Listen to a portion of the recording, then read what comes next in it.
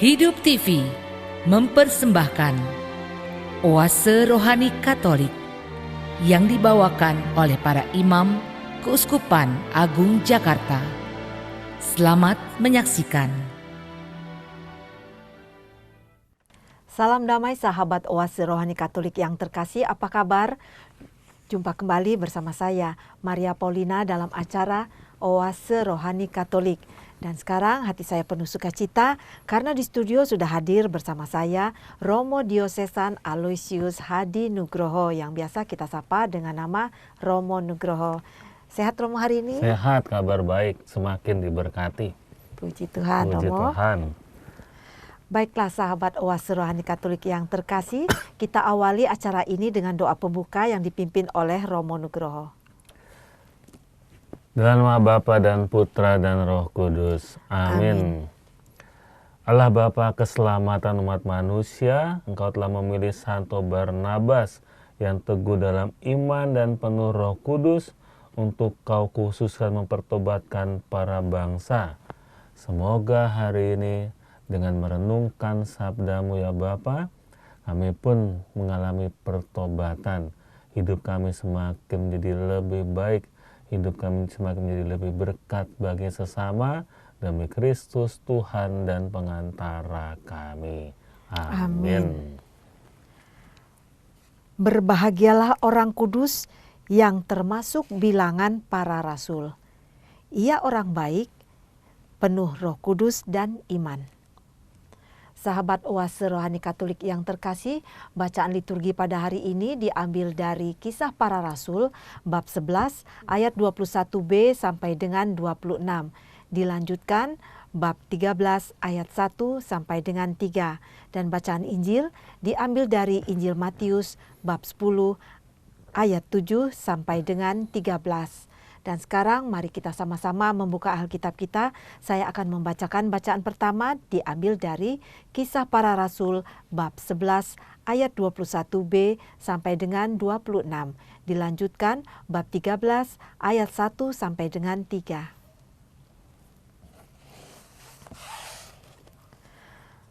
Pada perkembangan awal umat beriman di Antiokhia, sejumlah besar orang menjadi percaya dan berbalik kepada Tuhan.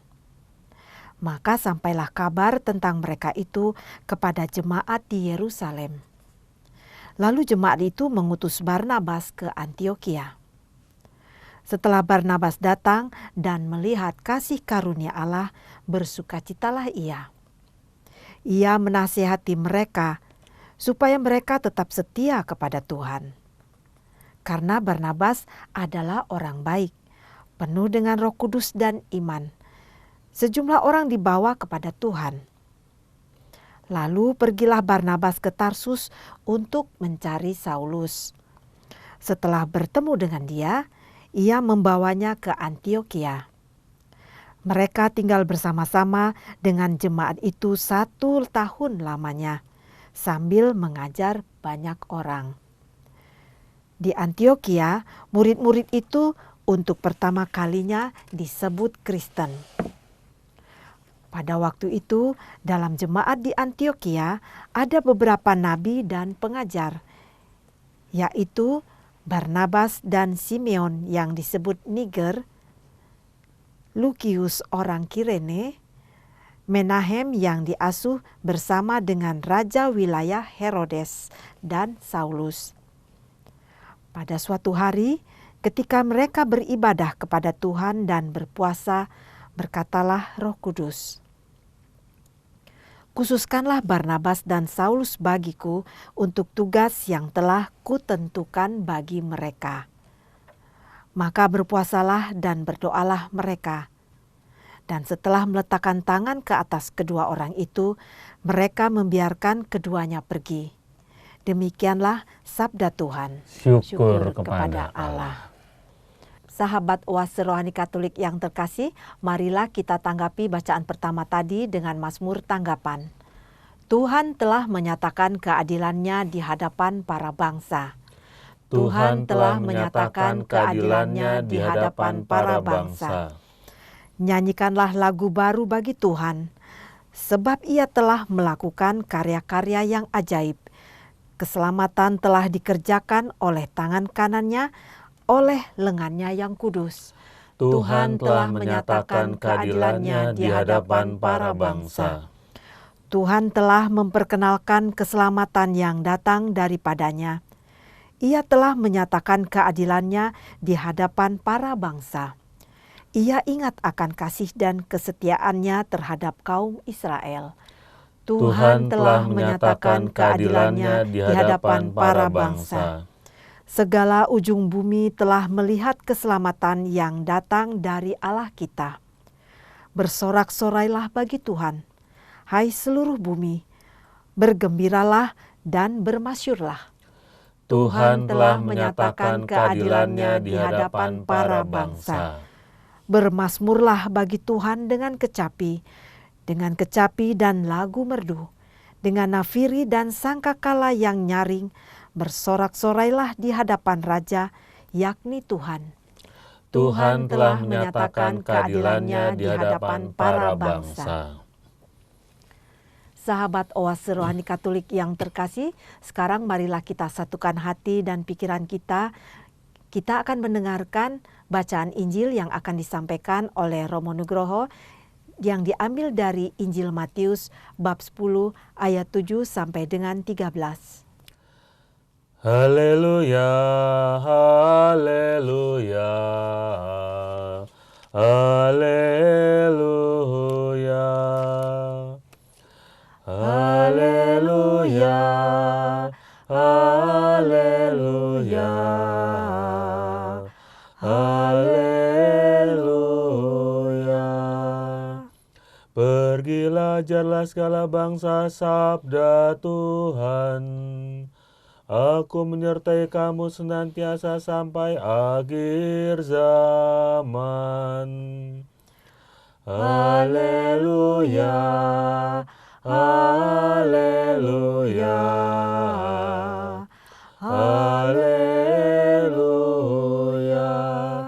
Tuhan sertamu Dan sertamu juga. Inilah Injil Yesus Kristus menurut Matius. Dimuliakanlah Tuhan. Sekali peristiwa Yesus berkata kepada murid-muridnya, "Pergilah dan beritakanlah kerajaan surga sudah dekat. Sembuhkanlah orang-orang sakit, bangkitkanlah orang mati, tahirkanlah orang kusta, usirlah setan-setan. Kamu telah menerima dengan cuma-cuma, karena itu berilah dengan cuma-cuma pula. Janganlah kamu membawa emas atau perak atau tembaga dalam ikat pinggangmu. Janganlah kamu membawa bekal dalam perjalanan. Janganlah kamu membawa baju dua helai, kasut atau tongkat, sebab seorang pekerja patut mendapat upahnya. Apabila kamu masuk kota atau desa, carilah di situ seorang yang layak dan tinggallah padanya sampai kamu berangkat. Apabila kamu masuk rumah orang, berilah salam kepada mereka. Jika mereka layak menerimanya, salammu itu turun ke atasnya. Jika tidak, salammu itu kembali kepadamu." Demikianlah Injil Tuhan. Terpujilah Kristus.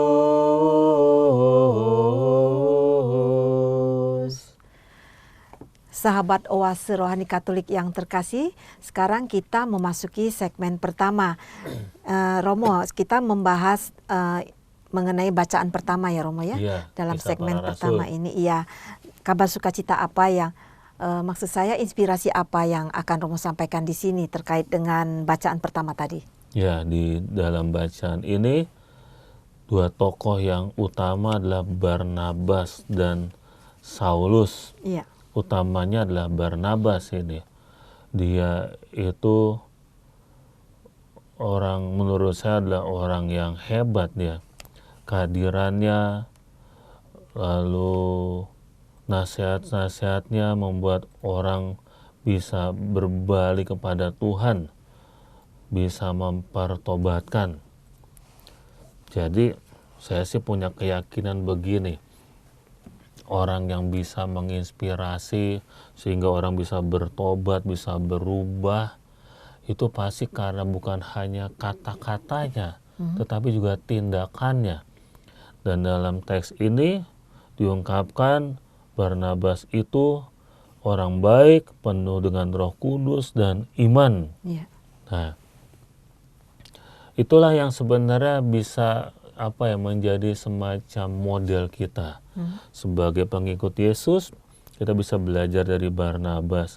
Bagaimana kita menjadi orang baik, bagaimana kita menjadi orang yang penuh dengan Roh Kudus, bagaimana kita menjadi orang yang beriman. Dan sekali lagi menurut saya yang utamanya adalah ya dengan membaca kitab suci. Sekali lagi, kitab suci adalah sumber iman kita, kekuatan kita dari sana. Jadi kalau kita menurut saya, misalnya kita orang Katolik, tapi kita tidak banyak membaca kitab suci, iman kita itu kurang punya dasar gitu ya. Tapi kalau kita membaca kitab suci, ketika melihat sendiri, oh ini dari kitab suci gitu ya, kita udah lebih punya keyakinan daripada kutipan kitab suci, apalagi yang bacain orang lain gitu. Misalnya itu pun di gereja gitu, misalnya kita mendengarkan lektor membaca, bahkan pastor membaca, tapi itu adalah yang mereka bacakan, dan kita di rumah juga harus membaca sendiri supaya oh iya benar dari kitab suci nih, sehingga bukan katanya tetapi kita sendiri membaca sendiri.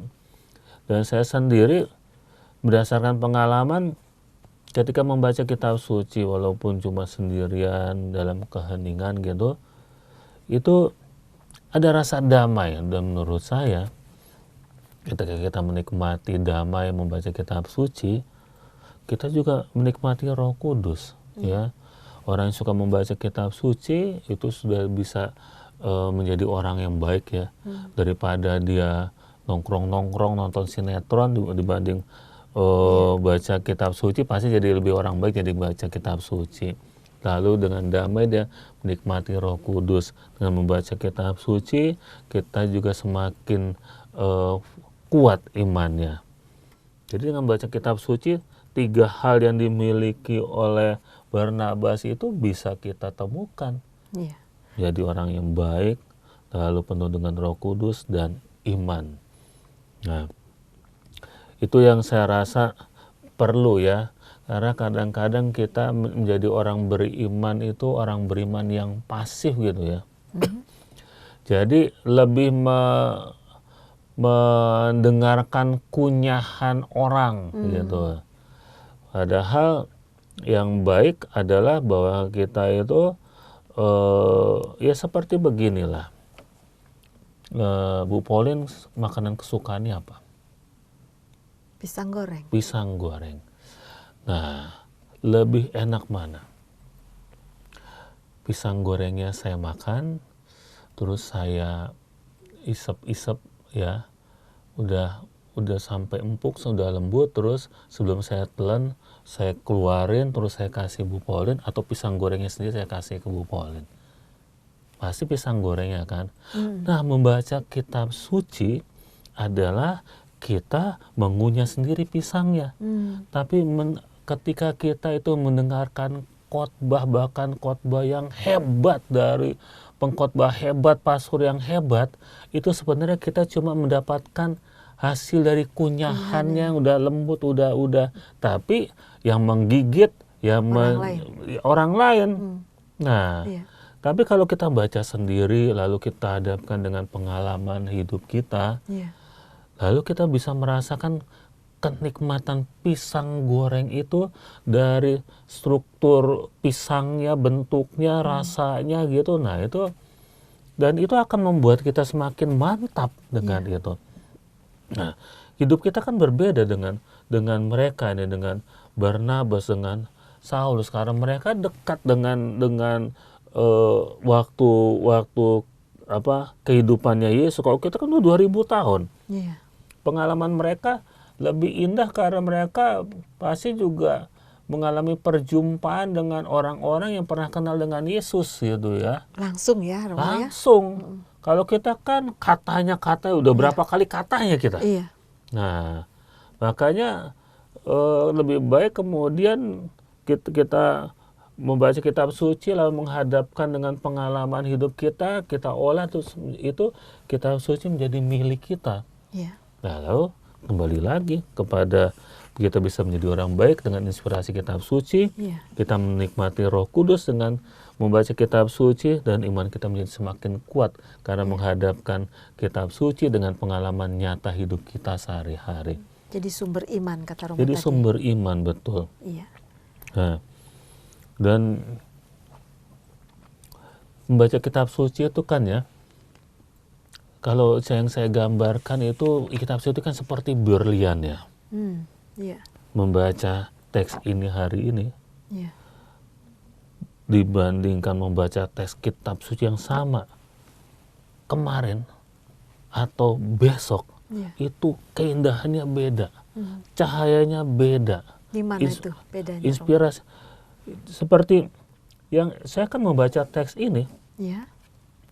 sudah berkali-kali lah, apalagi saya pastor gitu ya, sudah berkali-kali. Nah, sekarang saya malah di sini lebih fokusnya itu adalah Barnabas itu 3 hal itu tadi, orang baik, Penuh dengan penuh dengan Roh Kudus dan iman.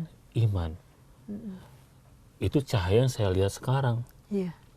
Kalau cahaya yang saya lihat kemarin itu adalah Barnabas yang menyiapkan seorang Saulus menjadi Paulus. Paulus, iya. Iya. Iya. Dan sebenarnya buat saya Barnabas itu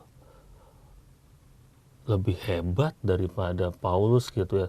Tapi memang dia apa ya, lebih dia kan di dunia ini ada tipe yang banyak muncul atau yang di belakang layar. Iya. Barnabas ini tipe yang lebih banyak di belakang layar sebenarnya. Iya. Dan dia menyiapkan Paulus ini. ya. Nah, tapi besok mungkin inspirasi ini beda lagi. Beda lagi ya. Iya. Jadi banyak sekali inspirasi yang kita dapatkan ketika setiap hari kita membacakan ini juga Baca ya. Baca teks yang Injil. sama padahal Iya. ya. Ini sumber iman kita yang nggak akan ada habis-habisnya nih kitab Apalagi suci ini. bila kita kaitkan dengan kehidupan sekarang juga bisa kehidupan kita pribadi ya, Romo ya. Betul. Iya, saya juga merasakan kayak begitu, Romo. Nah iya betul. Karena membaca kitab suci ini ketika kita lagi susah atau lagi senang juga pasti beda. Iya. Ya kan? Iya. Situasi hidup kita dengan baca kitab suci ini berbeda. Dan ya jadi makanya saya bilang tadi bahwa membaca kitab suci seperti berlian karena cahayanya beda-beda. Masing-masing ada keindahannya masing-masing. Iya, betul. Nah, supaya kita apa? Bisa menjadi seperti Barnabas. Orang baik, penuh Roh Kudus, Dan iman. Jadi Gitu. dipilih sama Tuhan untuk memberitakan Injil ya, Romo ya. Beritakan kabar gembira. Iya, memberitakan kabar gembira, mendorong orang yang percaya untuk menerima Roh Kudus juga, begitukah? Iya, untuk menerima Roh Kudus juga. Gitu. Roh Kudus itu supaya menjadi semakin hidup gitu ya. Iya. Karena saya punya keyakinan kita ini sebenarnya setidaknya ya, ketika kita dibaptis, Iya. Roh Kudus itu kan sudah kita nikmati dengan pembaptisan itu. Tapi kadang-kadang kurang hidup Roh Kudusnya itu. Maka terus ya dengan berbagai macam cara supaya menjadi hidup. Nah, orang yang hidup dengan penuh Roh Kudus ya seperti Barnabas ini lebih menjadi pelaku firman ya. Nah, kadang-kadang kita menjadi seorang Katolik baru menjadi sebagai pendengar firman, belum menjadi pelaku firman. Iya. Nah, harapannya yaitu kita semakin dipenuhi Roh Kudus supaya kita menjadi pelaku firman. Dan kalau menjadi pelaku firman memang istilahnya apa ya, nggak ada takut-takutnya.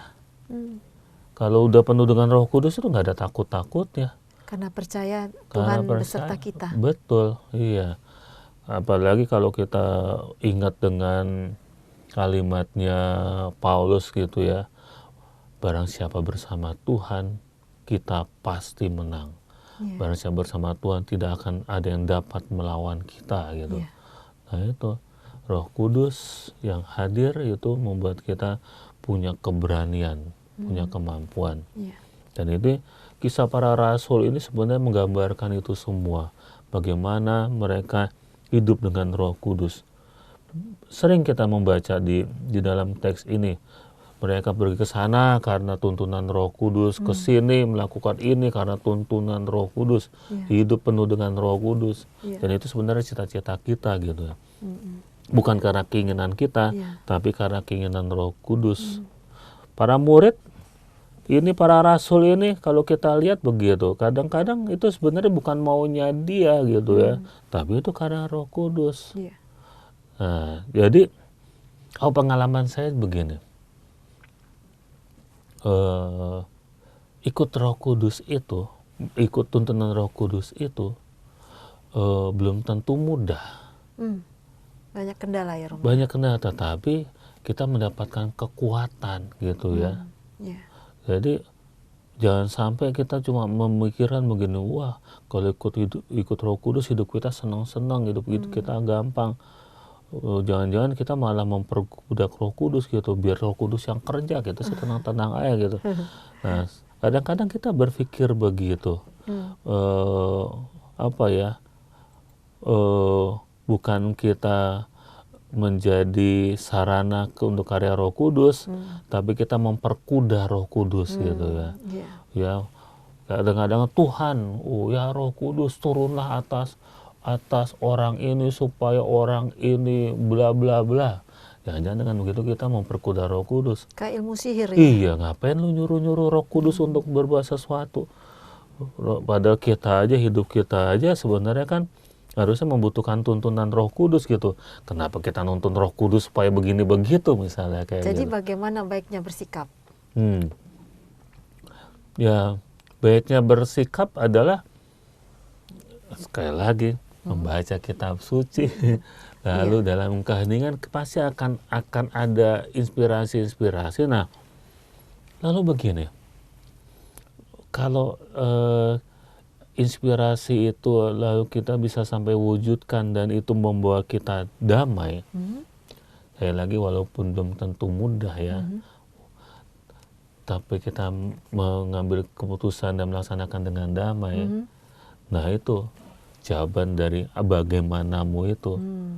Kita bisa memutuskan, mungkin itu sesuatu keputusan yang gak populer. Iya. Ya, tapi karena dengan tuntunan Roh Kudus, kita berani dan tetap merasa damai dengan keputusan itu.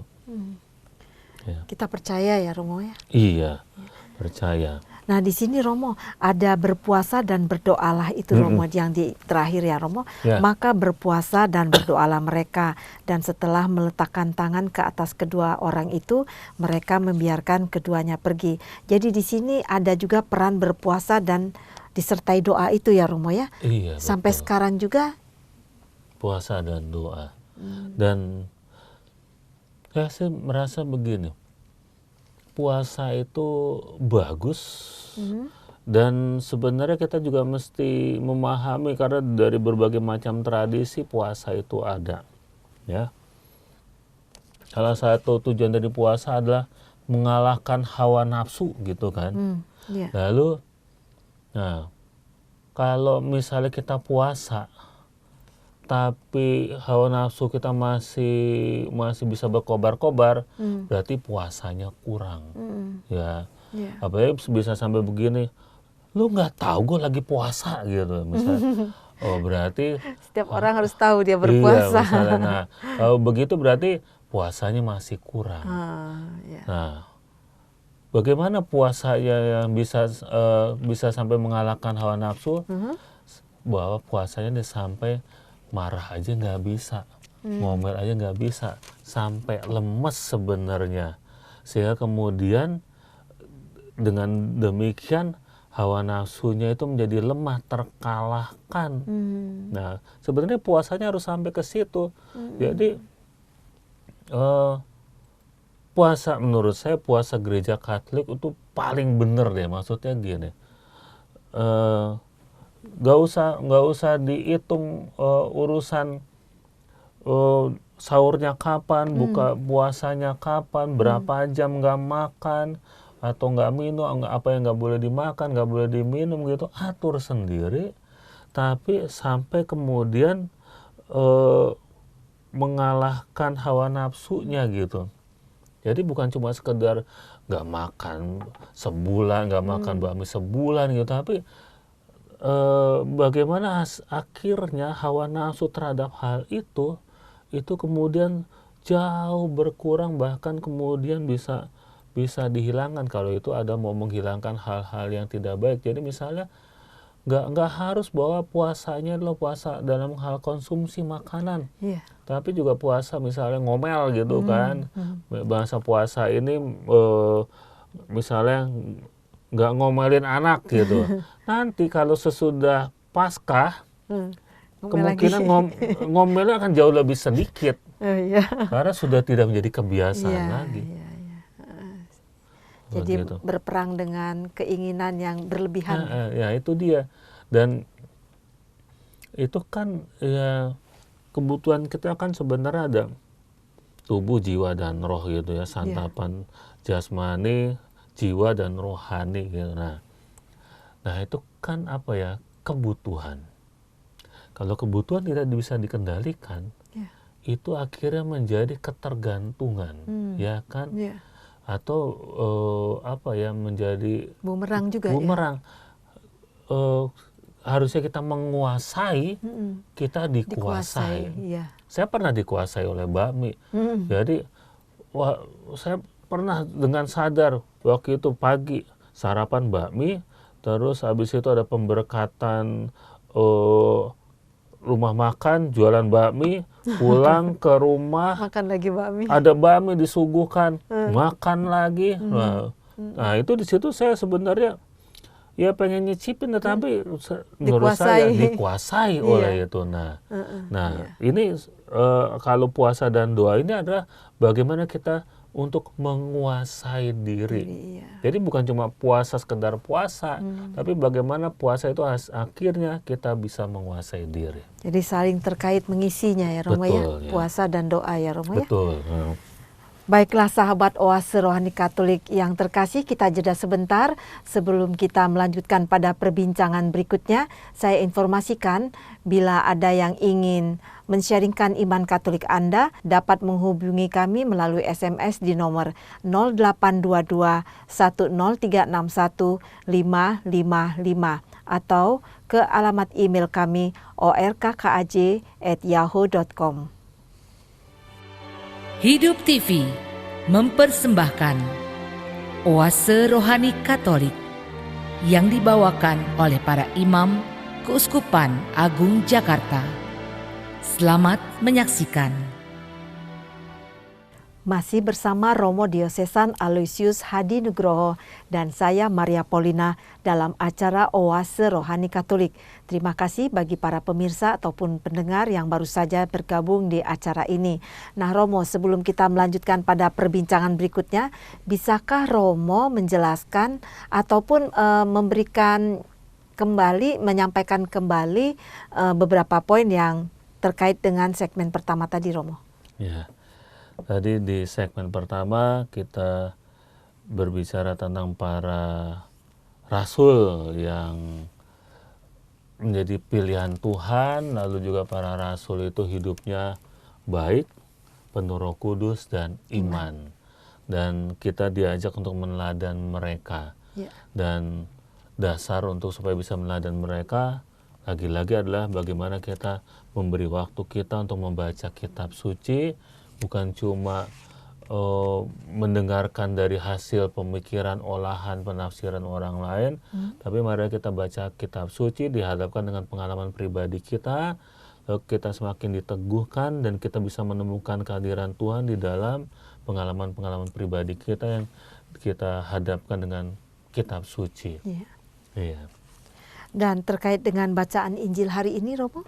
Ya, terkait dengan bacaan Injil hari ini ya, ini juga kita diingatkan bahwa sebenarnya kita itu ketika diciptakan kita sudah diciptakan sempurna gitu ya. Dan kesempurnaan itu adalah dari Allah Bapa. Kita mendapatkan segala-galanya itu dengan cuma-cuma gitu ya. Bahkan waktu kita juga diberikan oleh Tuhan dengan cuma-cuma.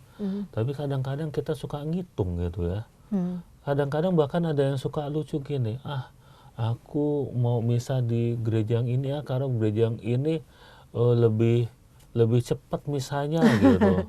Atau romo ini lebih lama misanya gitu. Kita hitung-hitungan gitu. Kadang-kadang hitung-hitungannya juga seperti sesederhana ini. Saya misalnya hari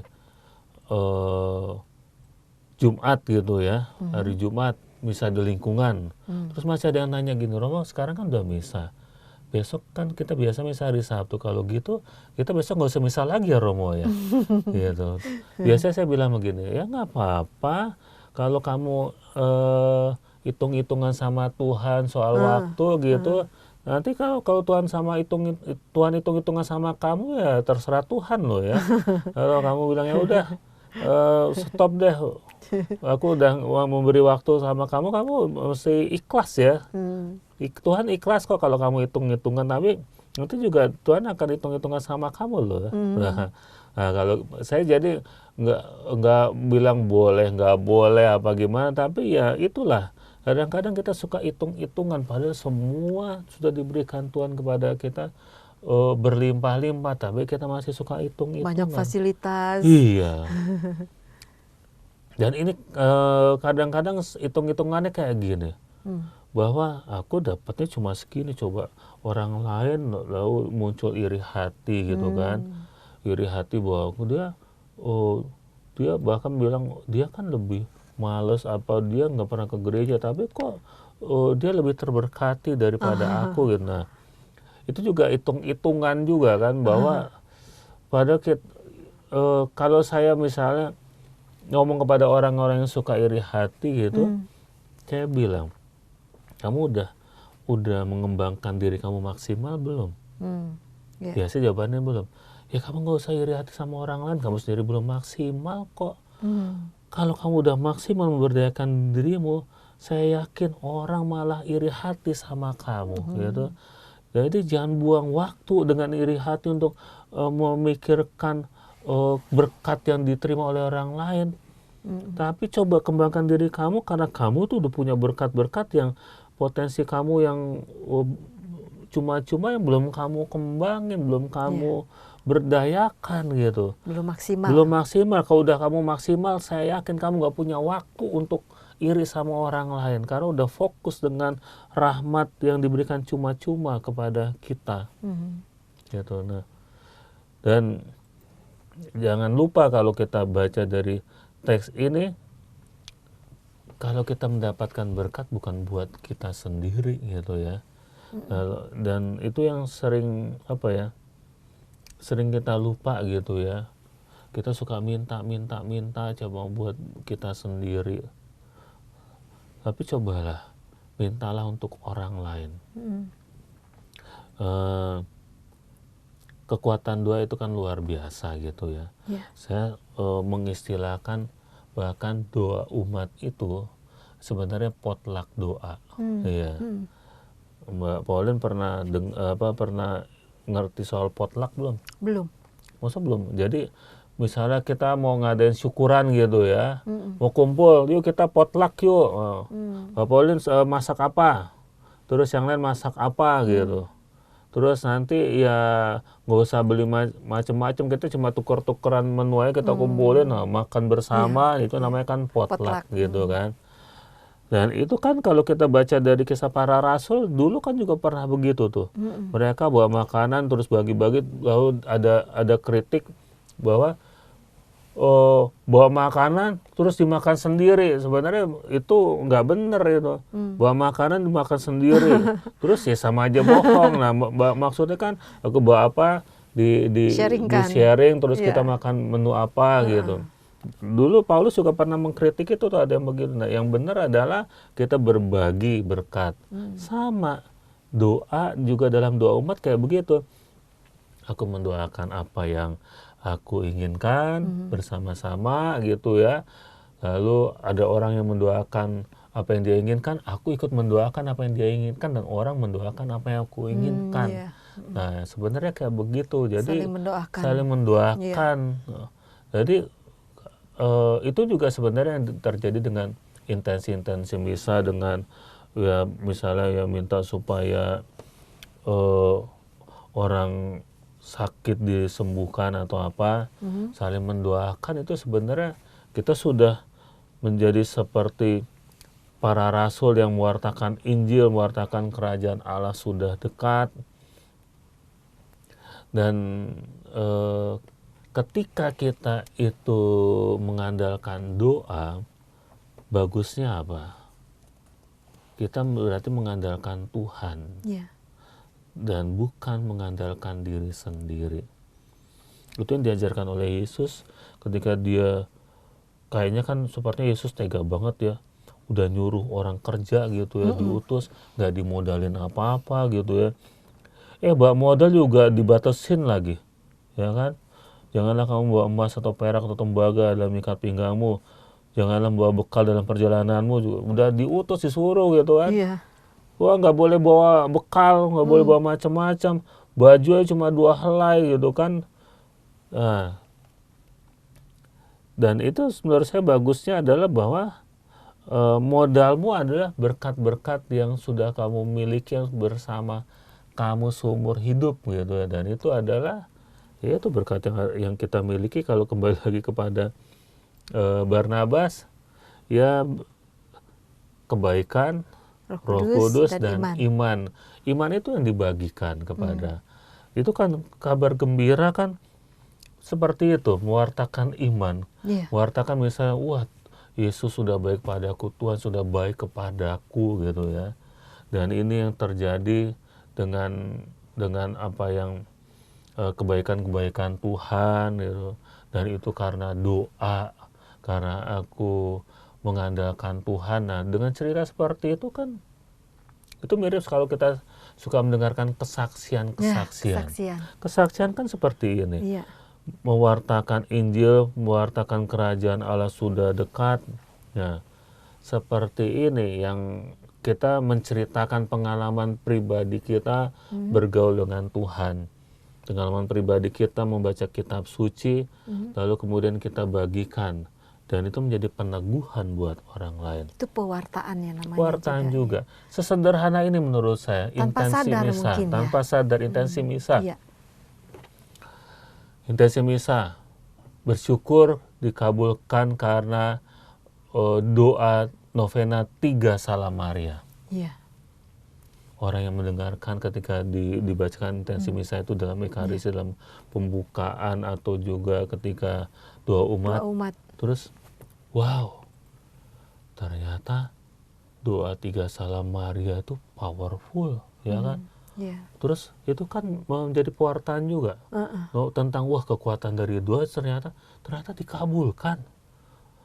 Itu kan semakin membuat menggerakkan hati yang lain, ya? Gitu kan. Juga menjadi inspirasi gitu ketika dia dalam beban berat gitu, terus mendengarkan bahwa wah, dia doanya terjawab dengan itu. Wah, aku mau doa itu juga. Doa 3 Salam Maria, novena 3 Salam Maria. Iya, sesederhana itu sebenarnya kita bisa mewartakan Injil dengan menuliskan intensi misa bahwa doa-doa kita sudah dikabulkan. Jadi menghadirkan Yesus dimanapun juga ya. Betul. Nah, itu yang ketika kita lupa bersyukur, sebenarnya kita lupa untuk mewartakan Tuhan sebenarnya. Ketika kita lagi berdoa, wah, ujungnya janji ini itu, tapi kan kadang terjadi setelah doa terkabul lupa sama janjinya gitu.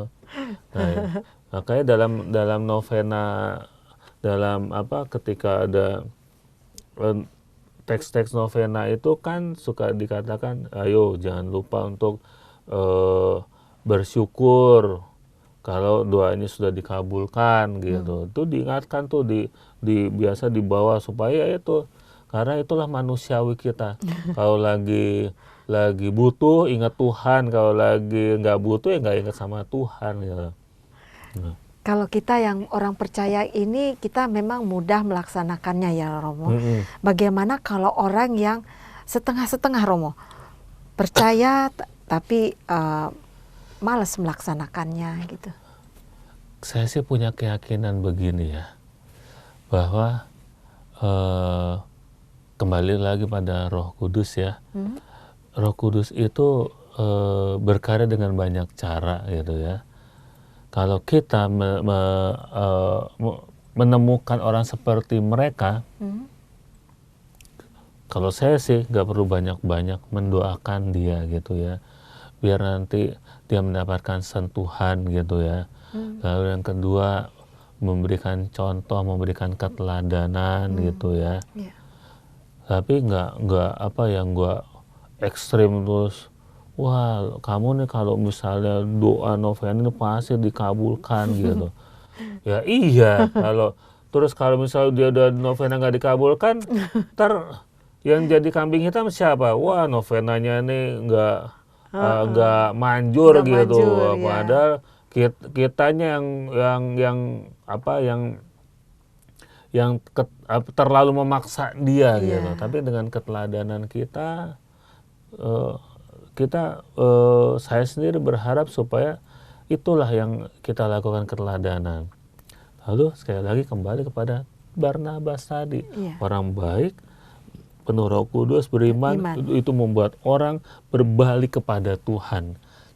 Jadi orang-orang yang selama ini masih mungkin cuek, setengah-setengah gitu ya, mungkin dengan keteladanan kita, mereka kemudian berbalik kepada Tuhan.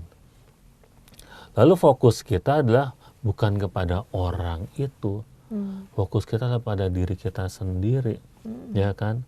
Bagaimana kita semakin menghadirkan Tuhan dengan kebaikan-kebaikan kita. Nah, karena kalau kita fokusnya kepada orang yang setengah-setengah gitu, lalu kita nggak bisa berbuat apa-apa, karena kita mengubah diri kita sendiri aja nggak mudah, mengubah orang lain kan. Gimana mau mengubah orang yang setengah-setengah? Jangan-jangan kita pun suka setengah-setengah juga gitu kan. Kadang-kadang saya juga begitu. Kan kita ada saatnya misalnya konsolasi dan desolasi gitu. Saat dimana kita merasa jauh dari Tuhan. Saya merasa setiap orang beriman pun pernah mengalami itu. Pernah mengalami rasa jauh dari Tuhan. Seperti apa itu Romo misalnya? Misalnya doa-doa kita itu kering gitu ya. Kita merayakan Ekaristi hambar-hambar aja gitu ya. Kita merayakan Ekaristi semacam keterpaksaan gitu. Semacam kewajiban gitu. Ada juga fase itu ya Romo ya? Saya rasa ada fase itu. Tiap manusia ya mengalami. Saya memang belum membaca misalnya Bunda Teresa yang sekarang sudah dinobatkan menjadi Santa Teresa dari Kalkuta. Katanya dia bertahun-tahun ada buku yang dia mengalami masa kekeringan. Tapi kan kita nggak tahu, ya kan? Saya kan istilahnya mengalami zamannya dia, gitu kan? Zamannya hidup Yohanes Paulus II dan Bunda Teresa kan saya ngalamin. Kita cuma terkagum-kagum dia, wah karyanya luar biasa. Kita hanya melihat yang ujungnya.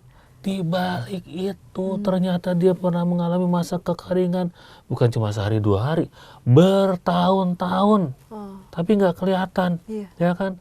Yang kita lihat itu cuma wah hebatnya akhirnya dia menjadi seorang santa, tetapi bagaimana pergulatan yang di dalam kita nggak lihat. Tapi ya itulah dinamika hidup beriman kita, gitu ya.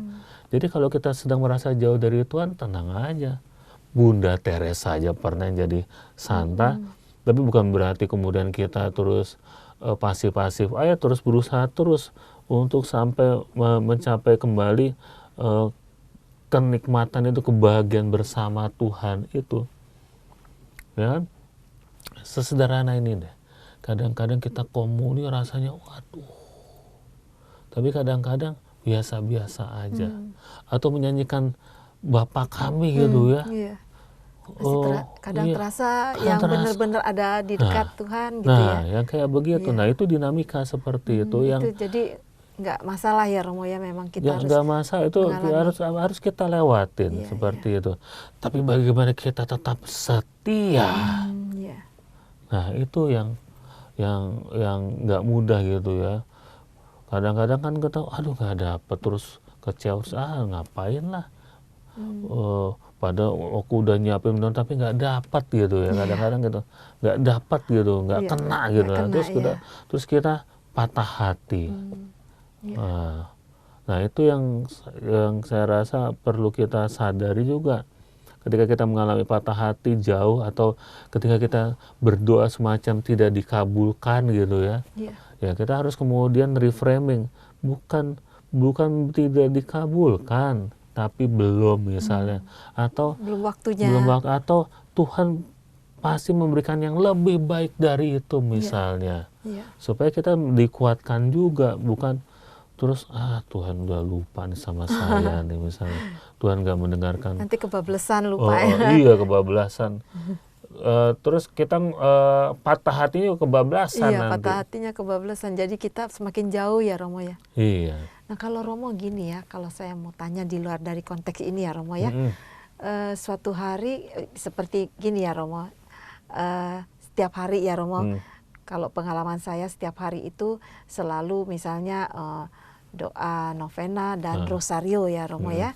Entah itu novena 3 Salam Maria ataupun kerahiman ilahi, itu setiap hari bertahun-tahun. Pada suatu hari ya selama 2 bulan 3 bulan tidak ada feel-nya gitu Romo. Tidak apa ya, seperti keinginan ada tapi tidak terlaksana. Nah, itu seperti apa itu Romo? Ya, Apakah itu sama seperti tadi Romo rasanya katakan? sama ya, Nah, dan dalam hal itu kita harus semacam memaksa diri gitu ya, supaya kita harus lakukan lagi, harus biasakan lagi, sampai kemudian itu menjadi kebutuhan gitu ya. Kita kan berdoa itu kan sebenarnya levelnya ada 3 gitu ya. Berdoa itu karena wajib, berdoa itu karena kebutuhan, berdoa itu karena kita sudah merasakan kasih Tuhan gitu. Nah, ya kalau berdoa masih wajib ya masih levelnya masih junior lah gitu. Kalau udah medior, bahwa kalau gue nggak berdoa walaupun cuma doanya itu aja, kok rasanya ada yang kurang. Nah, kita harus sampai ke situ. Nah, ketika sampai pada kebutuhan gitu, walaupun feelingnya nggak dapat, tapi karena kebutuhan ya dilakukan gitu. Dan supaya menjadi seperti itu harus menjadi kebiasaan. Nah, jadi kalau belum jadi kebiasaan, itu nanti sebulan 2 bulan nggak melakukan, lalu rasanya nggak ada yang kurang gitu. Biasa aja gitu Biasa aja, ya sama seperti Ekaristi lah. Kalau kita itu sudah rutin bertahun-tahun setiap minggu kita merayakan Ekaristi, nah suatu ketika kita sekali 2 kali nggak merayakan Ekaristi, rasanya ada yang kurang. Iya. Nah, ketika ada yang kurang itu harus langsung dipenuhi. Kenapa?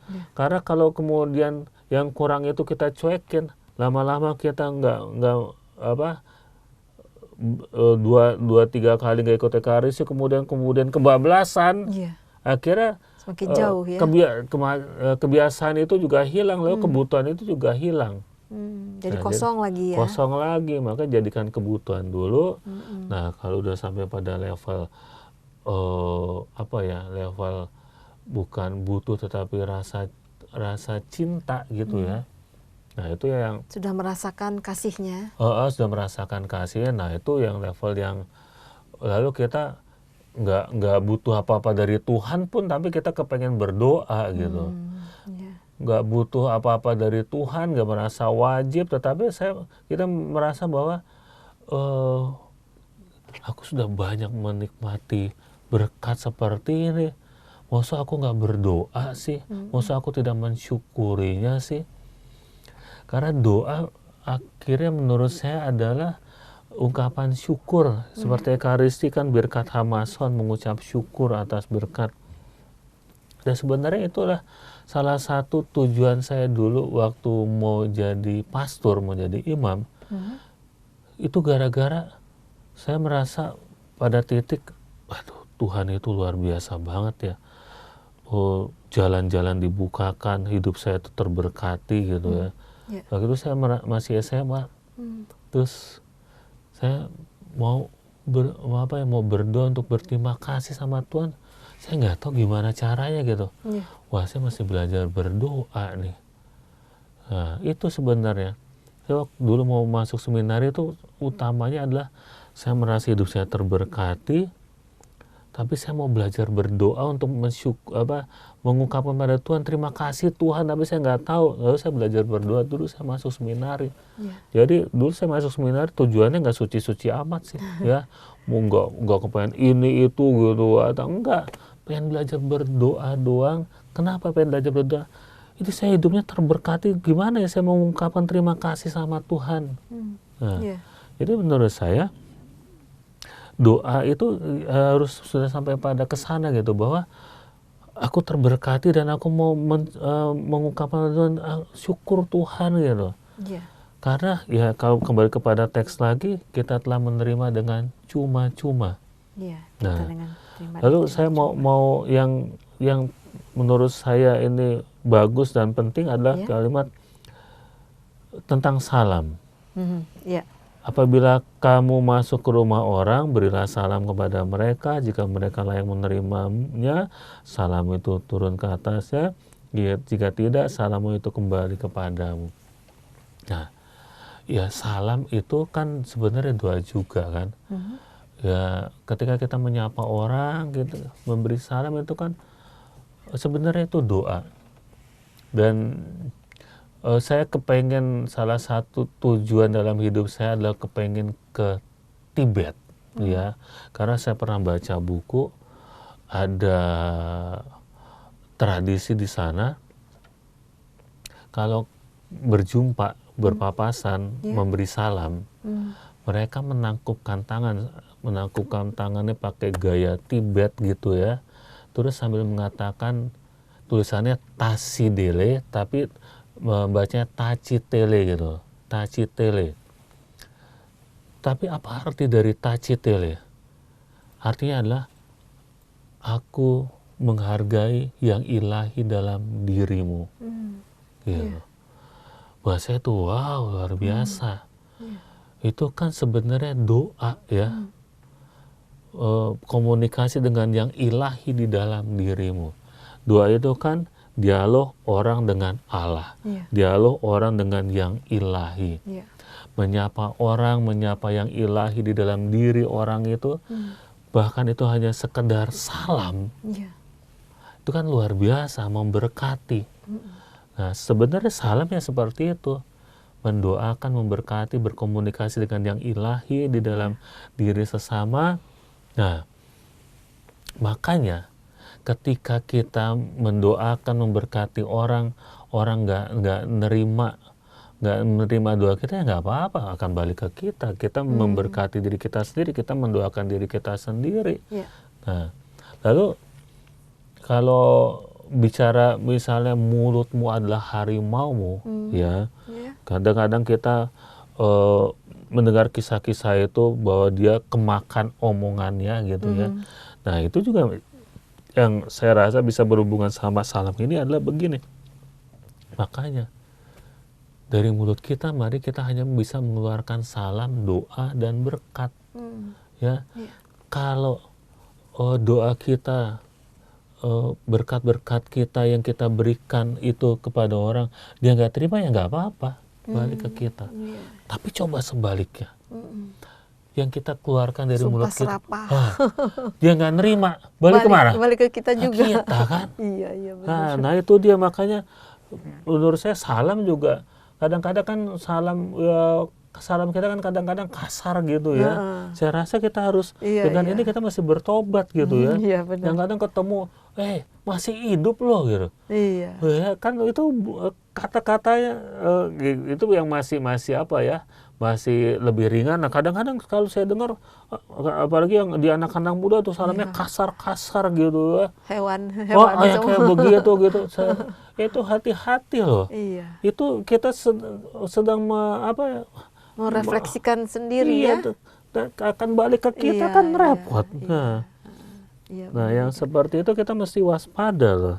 jangan kita ingat yang hanya benar-benarnya aja. Yang Ternyata yang benar-benar. hal yang seperti itu sama juga berbalik ke kita ya, Romo. Ya? Balik ke kita Luar makanya. biasa. Nah, yang kita mesti waspada. Jadi sekedar salam itu juga kita mesti waspada lah.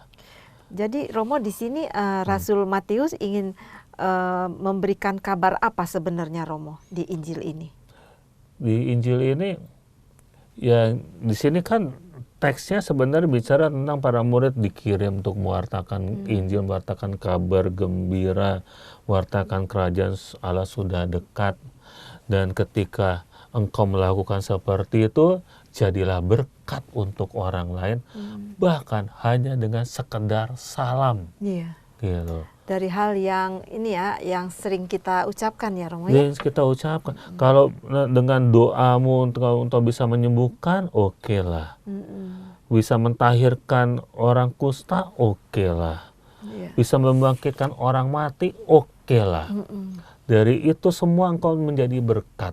Iya. Tapi minimal dengan memberi salam, engkau sudah menjadi berkat. Kalau mereka tidak menerima berkatmu itu enggak masalah, akan kembali kepadamu, berkatmu menjadi berlipat-lipat. Iya. Ya, seperti itu. Ya, luar biasa Romo. Luar biasa. Tanpa terasa kita sudah di penghujung acara ya Mo ya. Iya, betul. Baiklah sahabat Oase Rohani Katolik yang terkasih, sudah 60 menit kebersamaan kita dalam acara ini. Dan sebagai penutup acara ini kita akan berdoa penutup ya Romo ya. Iya. Dan kemudian kita mohon berkat kasih karunia Tuhan melalui Romo Nugroho. Marilah berdoa. Allah Bapa kami di surga, Engkau telah memberi kami segala-galanya dengan cuma-cuma. Engkau telah memberi kami berkat berlimpah dengan cuma-cuma. Sekarang bantulah kami agar hidup kami yang mendapatkan begitu banyak berkat berlimpah dengan cuma-cuma dapat berbagi berkat kepada sesama. Bantulah kami untuk bisa menjadi berkat bagi sesama, bahkan lewat kata-kata kami, lewat mulut kami, lewat salam kami. Bapa, kami bisa jadi berkat dengan mendoakan sesama kami. Maka bantulah kami juga agar kami terus berkomitmen dalam berdoa. Kami semakin banyak mendoakan orang lain. Dan ketika kami menginginkan orang lain menjadi semakin baik, bantulah kami menjadi teladan itu. Seperti Barnabas, seperti para murid yang lain, ketika mereka menjadi teladan, mereka menjadi berkat bagi sesama. Bapa, kami akan kembali pada kehidupan kami sehari-hari, pada rutinitas kami masing-masing, maka berkatilah kami, agar di dalam kegiatan rutin itu, kegiatan sehari-hari kami itu, kami boleh menjadi berkat bagi sesama, dan semakin memuliakan Engkau, demi Kristus Tuhan dan pengantara kami.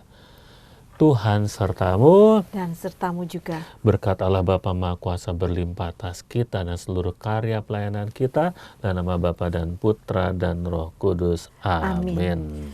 Demikianlah sahabat Oase Rohani Katolik yang terkasih, kitab suci adalah sumber iman kita. Akhir kata, saya Maria Paulina dan Romo Diosesan Aloysius Hadi Nugroho pamit undur diri. Damai Tuhan selalu menyertai kita semua. Mari amalkan Pancasila. Kita Bhinneka, kita Indonesia. Demikianlah Oase Rohani Katolik yang dibawakan oleh para imam Keuskupan Agung Jakarta. Tuhan memberkati.